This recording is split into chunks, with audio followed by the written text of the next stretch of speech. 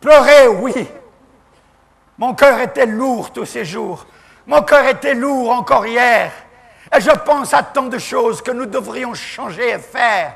Mais comment le faire, oh Dieu, comment le faire? Comment le faire pour qu'il y ait plus de bonheur? Comment le faire pour qu'il y ait plus d'honnêteté? Comment le faire pour qu'il y ait plus d'équilibre?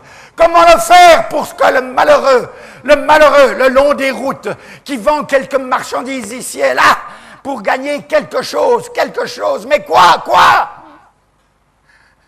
Pour que cette situation change. Comment le faire pour que l'honnêteté vienne dans le cœur? Comment le faire pour que les maris soient fidèles à leurs femmes et que les femmes soient fidèles à leurs maris? Comment le faire puisque même dans l'Église de Jésus-Christ et même parmi les pasteurs, on voit des divorces, des infidélités, des adultères et on continue à s'appeler homme de Dieu. Scandale!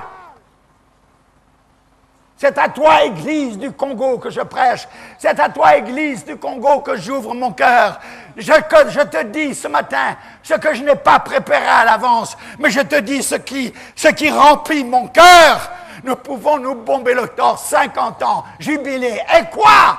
Est-ce que cela change à notre situation? Est-ce que cela change à notre avenir? Est-ce que cela change quelque chose au niveau de nos familles? Où en sommes-nous? Nous avons l'habitude de jeter la responsabilité sur les autres. Nous avons l'habitude de rejeter la responsabilité sur tel dirigeant ou tel autre dirigeant. Nous avons l'habitude de trouver des excuses. Mais tout cela ne tient pas, car chacun d'entre nous, nous pouvons faire quelque chose pour changer quelque chose.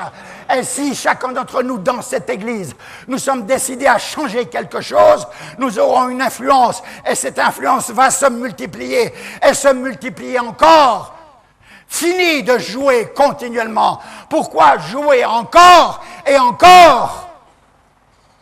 En voulant nous excuser de tant de façons, nous excuser pour nos péchés les plus abjects, pour nous excuser pour la honte, oui, la honte qui devrait couvrir et voiler notre visage. Ô Congo, où vas-tu? Ô Congo, où vas-tu? Les larmes me remplissent les yeux. Y a-t-il un espoir aujourd'hui? Un espoir dans nos réunions politiques? Un espoir dans nos partis? Un espoir? Mais mes frères, depuis 46 ans que je suis à Kinshasa, qu'ai-je vu comme espoir réalisé pour le meilleur de la nation, pour le meilleur de la masse, pour le meilleur du peuple? Peut-être vous n'êtes pas content et vous dites c'est un étranger qui nous parle. Non, je ne suis pas étranger, je suis congolais comme vous. Et c'est pour cela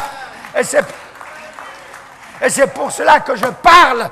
Et c'est pour cela que je parle et je parlerai encore. Ne vous en déplaise, ceci concerne la morale de la famille, la morale de la société, la morale des instances politiques, la morale des décideurs de la nation. La morale, où est-elle?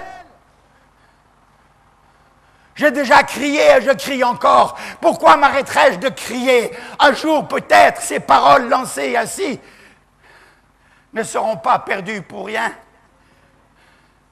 De toute façon, si je prêche de cette façon, mes frères, je sais qu'en le faisant, je me sauve moi-même. Car sachant, je dois parler. Si je ne sais pas, je ne peux parler. Mais si je sais, je dois parler. Et c'est ma responsabilité. Dieu me dira, tu savais, tu n'as rien dit. Frères et sœurs, je ne cherche pas à ce que les hommes m'aiment, mais je cherche à ce qu'ils aiment le Dieu vivant. Et qu'en aimant le Dieu vivant, ils obéissent à ses lois et à ses commandements.